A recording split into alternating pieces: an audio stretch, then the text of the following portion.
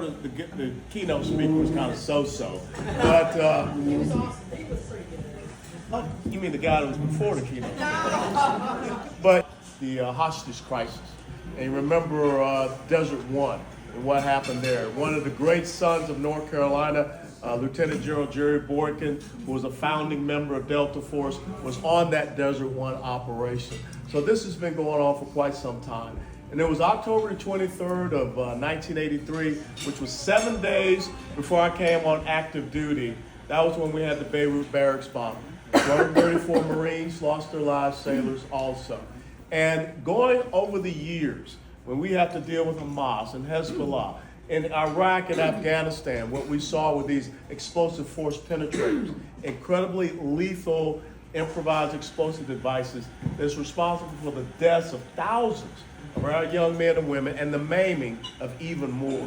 It was about time that we held them responsibility. And the number one sponsor of all this Islamic terrorism are the Ayatollahs and the mullahs. So finally, when you think about what happened from Jimmy Carter to now, we have a president that understands you don't send them pallets of cash in an unmarked airplane in the middle of the night. You don't relieve the sanctions off of them and enrich them by billions of dollars that they don't use to improve the quality of life of their citizens. They use that to once again export their number one commodity, which is terrorism. Finally understood that we can try and have this open dialogue. They reject the open dialogue. So then you got to do the two things that they only understand in the Middle East: strength and might. Yeah. And that's the message that we're sending. And so when I think about now some of the responses that we see coming out from members of the House and members of the Senate, to include Republicans, it is quite disturbing to me that they would not stand up and support our men and women as they are engaged in a combat operation. And furthermore, to try to restrict a president at a time when the battlefield has changed. No longer are we going to have these massive declarations of war. No longer are we going to have these opportunities where in Desert Shield there's a storm, the Iraqi army is here, we were there, we met. No. Non-state, non-uniform belligerence is the way that it is going to happen going forward. And especially now, what you have to look at is strike operations, like what we saw in Venezuela.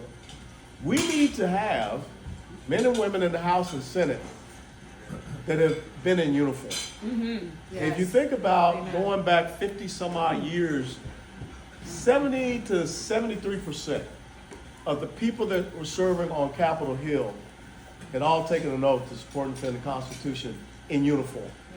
That number now is down to about 18 to 19%. And that has an incredible effect on the policies because the number one responsibility of the government is to keep you safe, domestically and nationally. And we're not doing a good job with that. And so why would I support someone like a Don Brown? Because he's had the uniform on. Don Brown and I got to meet on the case of a young man by the name of Clint Lawrence. Because during the Obama administration, the rules of engagement that we put on our young men and women in combat were insidious. And let me tell you what it was basically about. You could not fire upon the enemy until they fired upon you. And anybody that's ever been in a combat firefight, I will tell you, in the first 2 to 3 seconds, someone's going to die. I would rather them die than give them the initiative to be able to cause our young men and women to die. Yeah. And that's exactly what happened in the case of Clinton Ross. He actually spent some time in Fort Leavenworth. But we kept fighting for him and kept fighting for him. And finally, during Trump's first administration, he got Clinton Ross released. Don stood up there to defend that young man when he didn't have a lot of hope. And now that young man, he's a lawyer now. And he is going out to work to make sure that our men and women in uniform are protected. That's the measure of a man that you have here. Now, I was a state party chairman. The other guy was a state party chairman. We served on the RNC together, so I know him. That's why I'm supporting this guy. Yes.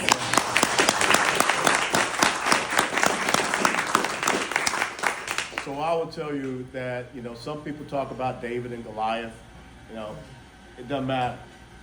Give this man some smooth stones.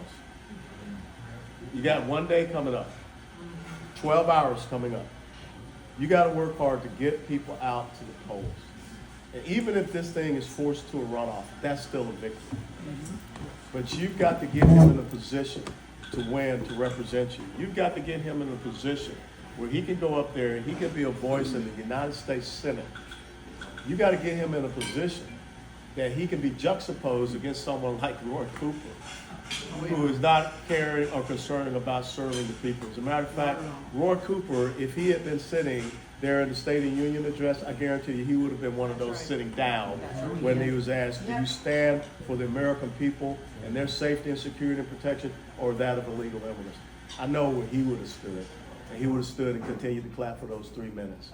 So please, get out, call your friends, and you're going to get phone calls tonight. You're going to get phone calls tomorrow. You're going to get phone calls Monday. Your friends are going to ask you, who do I vote for? Because most people, let's be honest, they check out. They don't pay attention. Then all of a sudden they hear, there's an election coming up Tuesday. What do I do? This is where you can be impactful. You all have a PhD in electoral politics. The average age of, not the average age, but the average education level of the American citizen when it comes to electoral politics is 5th or 6th grade. Now is the time for you to make an impact for him. The country needs North Carolina. I love North Carolina because I spent 5 years stationed there. My kids' favorite duty assignment was North Carolina. They'll tell you that without even blinking an eye.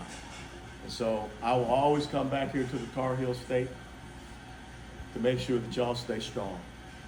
And you think about America at 250, you think about some of the battles that took place here, Guilford County Courthouse, Kings Mountain, just down the road at Cowpens. North Carolina was pivotal in the success of this country in the American Revolution and the Southern strategy that tied up General Cornwallis. That's the kind of legacy that you want to send. The legacy of men and women that are fighters, not quitters, and are not going to serve other interests, just your interests. God bless you all, and thank you for having me. Mr. Chairman, last night's Lincoln Reagan was the smoothest I've been to. I've been to a lot of them. Everything went well. The keynote was off the charts. Yes. What a great history of the Republican Party. Colonel, you were right on mark. We've got to get into their faces with it. They try. They're the racists. They call us the racists. You know, they call us what they are. You know, their branding is actually opposite of the truth. Affordable Care Act is actually the Astronomical Cost Act, you know. So when they're pointing fingers at you and call you this, that, the other, you're over the target. And Catherine, I want to thank you for being here. Now you're gonna vote for me, right? I need you. I need you to bring all your cousins and your kids and your grandkids. All right. He knows a lot of people. All right. We need everybody in line. I'm honored and grateful. And following up a couple of things on the Colonel, let's talk about Iran. We got to pray for our armed forces. Our motto in this campaign is pray hard and work hard. We can only control so much. Right now we have 2 U.S. carrier strike groups in the region. USS Abraham Lincoln is in the Indian Ocean, moving into the Arabian Sea. Probably the strikes that occurred early in the morning came from that carrier. A carrier task force has about 7,500 Americans between the carrier and the 3 escort ships and probably 1 or 2 subs. That's 7,500 Americans in each task force. Many of those from North Carolina. Keep them in prayer. And we've got a second carrier task force, the Jerry Ford, which is in the Med, the Eastern Med, that can be moved about 15 to 16 hours through the Suez Canal and be in place. So pray for quick victory, that we decapitate this regime, that there will be when the Shah was around, there was an air of freedom among the Persian people, and they have been the principal sponsor of terror all over the world ever since '79. The Colonel's correct. I was at Ronald Reagan's first inauguration, by the way, and it was one of the most magnificent days of my life. I'll never forget it. And I remember after the president's inaugural address, there was supposed to be an inaugural parade. Well, the inaugural parade was delayed for about 2 hours because, when Carter was president, Sam Donaldson would stick a microphone up to him and say, Mr. President, what do you bet of hostages? And Carter would say, we will not use force. We will not use force. And he would say that over and over. Then Sam Donaldson stuck a microphone up to Reagan and said, Governor Reagan, what will you do about the hostages? And there were 441 or so of them. Reagan would say, well, Sam, That's for them to go to bed wondering every night. One of the great Reaganisms, and they were wondering every night. That parade was delayed for 2 hours because the president was called into a National Security Council meeting because the Iranians were wondering what would happen that night if they didn't let him go. That is a difference in solid leadership. And if you ask me, Ronald Reagan was the greatest leader of the 20th century, and Donald J. Trump has been the greatest leader of the 21st century. They might communicate a little differently, you know what I mean? Some of y'all know what I mean. But the commonality is this: backbone. And we don't have enough backbone in our leadership. We got to have more backbone in the Republican Party. Yes. Yes. And I agree with the Colonel. We got to have more veterans. I didn't know that the percentage that dropped that low, Colonel. It's absolutely. I mean, you got AOCs running around there, Rashida Tlaib's. Good Lord. I mean, these are people that the enemy is now within. Colonel and I have worked on a couple of cases. Actually, he mentioned the Lawrence case, and I'm going to give the Colonel a copy of the book we did. Hey, Julie, this is Travesty of Justice, the book that I wrote on Clint's case. I told the Colonel he can take it and stick. He doesn't have to read it. You just stick it in his. What are you trying to say? I can't read it? No, I say you don't have to read it. Yeah, He can stick it on his thing. So, Colonel and I worked on that case, and that's when I met him. But there had been another significant military case that we worked on together from different angles. And that was the shoot down of Extortion 17. We lost a Chinook helicopter in 2011 in Wardak Province, Afghanistan, when it was mysteriously shot down. And I'll never forget how I got involved in that particular case. One of my last duties as a JAG officer in San Diego, we lost an F-14. F-14, if you saw the first Top Gun movie, that's what Tom Cruise flew the first time before we switched to the 18.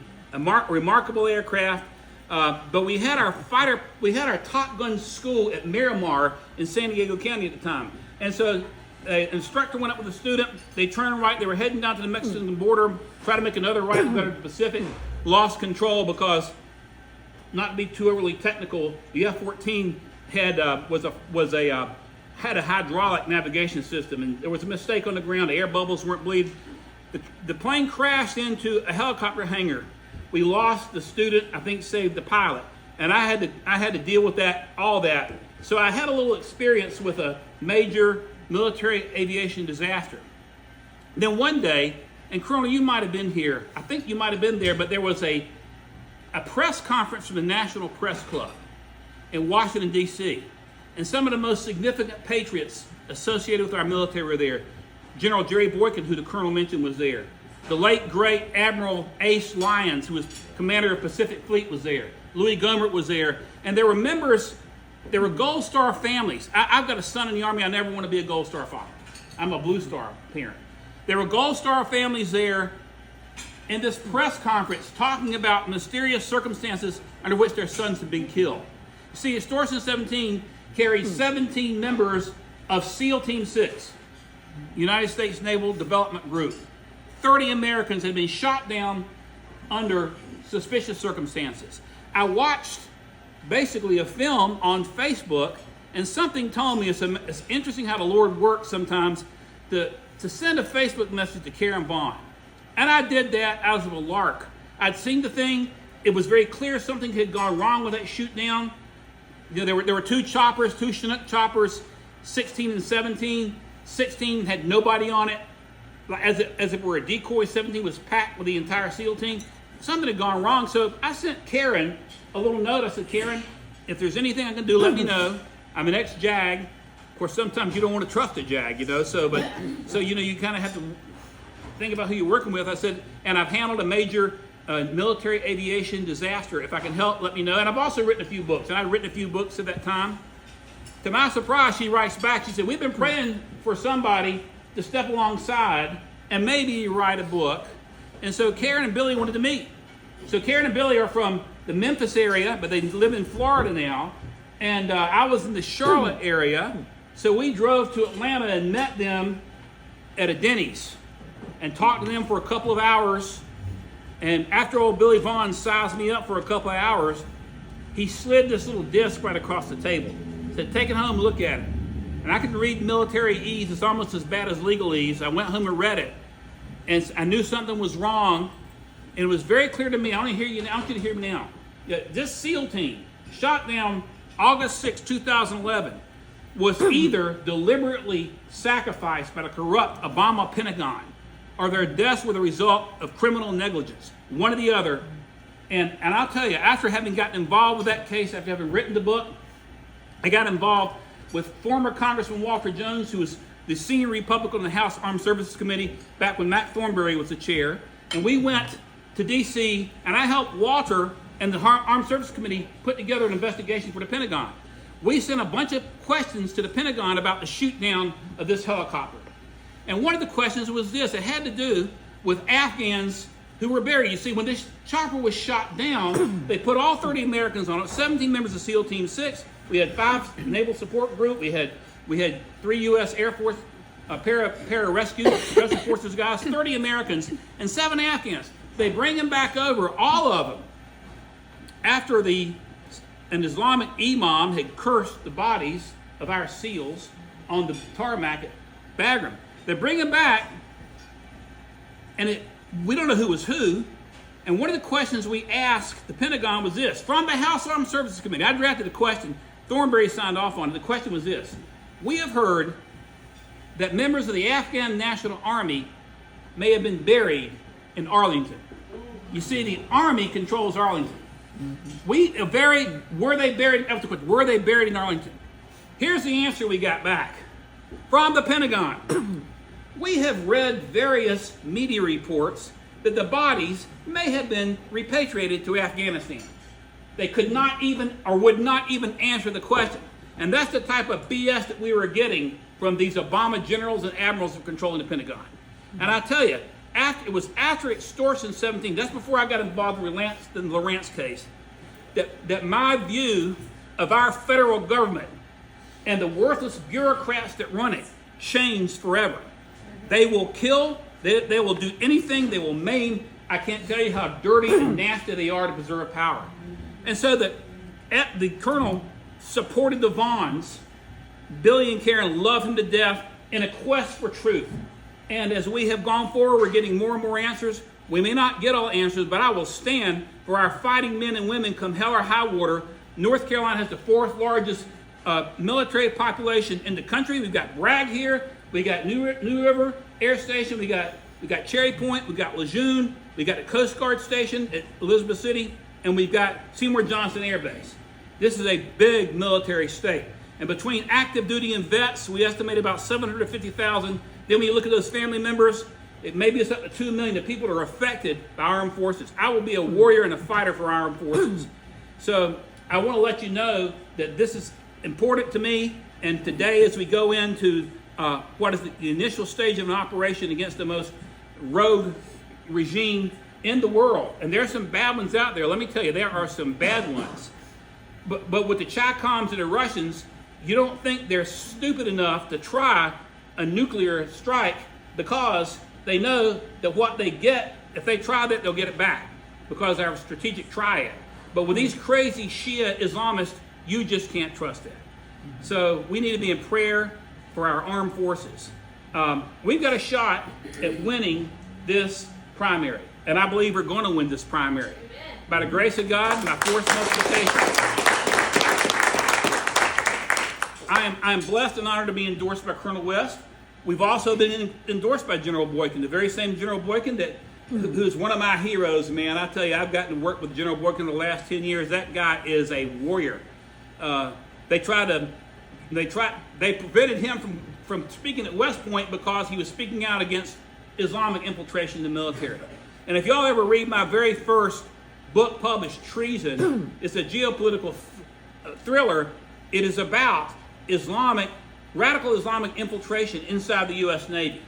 That book came out several years before Fort Hood, and when Fort Hood happened, unfortunately, the book shot to #1 in the world. We could see it coming.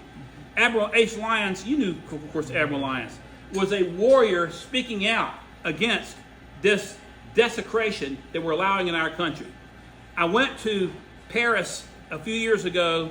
In fact, it was Inauguration Night 2017, because the Nationalist Front Party was so excited about President Trump being elected, they wanted an American delegation to go. So Admiral Lyons got asked to go. General Paul Valley, you probably know him, got asked to go. Former Congressman Mike Flanagan got asked to go, and a Trump biographer got asked to go. Well, Admiral Lyons asked me to go as his aide. I'm just an 04, so I was going to carry his bags. Admiral Lyons was unable to make the trip because his wife got sick and he got sick, so I was going to not go. But he wanted me to go anyway and read his speech, and I'll never forget this. The Admiral sent me the speech that he wanted to read, and I sent the speech to a friend of mine named Tom Trento. You know Tom Trento, of course. Tom looks over the speech and said, Don, you shouldn't read this speech. I said, why is that, Tom? He said, because there's no First Amendment in France, and if you read this, you could be arrested for a hate crime. And we went there, and this thing was in the Hotel Orleans. I mean, this is a 5-star thing. And I looked at the speech. I said, by God, if the 4-star commander of the Pacific Fleet tells me to read something, I'm going to read it come hell or high water if they arrest me. So we went there, and it was being broadcast by I-24. That's a European and Israeli TV station. And I'll never forget the Admiral's words that I read. It was like 4 hours ago, the United States disastrous nightmare with Barack Obama has come to an end. That's how it started. And the second thing he said, now it's time for the new president to declare the Muslim Brotherhood as a terrorist organization. I read it. And you know what? That crowd went wild. Let me tell you something. But before we spoke, the other Americans and I were watching President Trump being sworn in on a big screen. And I'll never forget it. Of course, they can understand English. And the president said, from this day forward, it's going to be America first. You know, those conservative Frenchmen broke out into applause. Because, you see, they are concerned about border security. And the president won the initial election. He's won 3 times. The president's been elected 3 times. Yes, he By the did. grace of God, he's been in office twice. But they wanted Western leadership to close borders to this Islamic infiltration. And they burst into applause. I've never seen like it when he said America first. And when I read Admiral Lyons' words calling for the Muslim Brotherhood to be declared a terrorist organization, and it still should be. We got to get the president on that. It still should be because we've got to cut off their money supply, you see. They are an unindicted co-conspirator in the Holy Land Foundation trial, which is your backyard. You know all about that. An unindicted co-conspirator. You got to name them as, you have to name them as a terror organization. We go after the money. I'm the only United States Senate candidate in the nation. You see, the problem is just, and I'll come to that thought, the problem is not just the illegal immigration that the Democrats have invited. They bring in hundreds and hundreds of thousands across the Texas border. Never stop to ask, hey, you got a jab? Never stop to ask, where's your mask? They don't care about any of that stuff. And it's not really the Mexicans I'm worried about. I tell you I'm worried about these Middle Easterners coming all the way around. These communists coming in all the way around. We lost more Americans in 1 year to fentanyl than 10 years to the Vietnam War. They allow weapons of mass destruction to come into this country. That is illegal immigration the Democrats encourage. But we have a legal immigration problem. It started in 1965 with the Hart-Celler Act. Lyndon Johnson went to Ellis Island. They claimed that our immigration policy was discriminatory against Muslims and others, as if foreigners have rights under the U.S. Constitution. Exactly. And we started to recruit from these Muslim countries. And then along comes this concept in that act of this chain migration stuff. Ladies and gentlemen, I'm the only Senate candidate in the nation calling for the end to Sharia immigration into the United States of America. And the more attention we get, the more times I'll be called thisophobe, thataphobe, racist. How is it when you're opposed to somebody coming from Mexico, you get called a racist? Mexico's a country, not a race. There are all kinds of races in Mexico. Anyway, that's beside the point. The only exception I would make to that would be for religious persecution of Christians and Jews. But other than that, we got to cut it because they are at war not only with our Judeo-Christian heritage, with our Bible, they are at war with the Constitution. If you ask me, I don't even think they ought to be given religious exemption under the First Amendment. Why is this, do you say? Most of us are Christians. We are saved by the saving blood of Jesus Christ, by his work on the cross, nothing that we did. Yep. But if you put that aside, all the other religions of the world, whether it's Judaism or Hinduism or thisism or thatism, they all at least have concepts of good works and charity and Yes. peace. You know, they think they can work their way in with good works, but not Islam. Islam ends with you submit or you're going to get decapitated. I was given a lecture. By the way, I asked Colonel last night, what are you going to speak about? He said, I don't know. He came with one of the best speeches ever. Colonel, I didn't know what I was going to speak about. It's just kind of, you know what I mean? I was given a lecture on Islam, on Sharia law, actually, to a homeschool group in Atlanta a few years ago. And I had a PowerPoint presentation.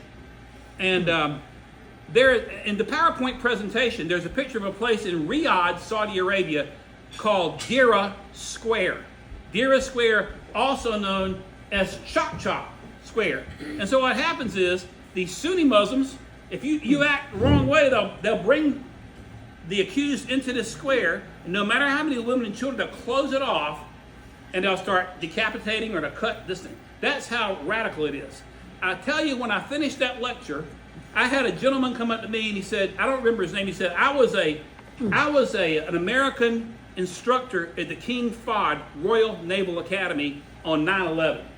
And he said, I used to believe in this, people can't we all get along approach. Sorry to quote Rodney King, but it's a pretty good line anyway.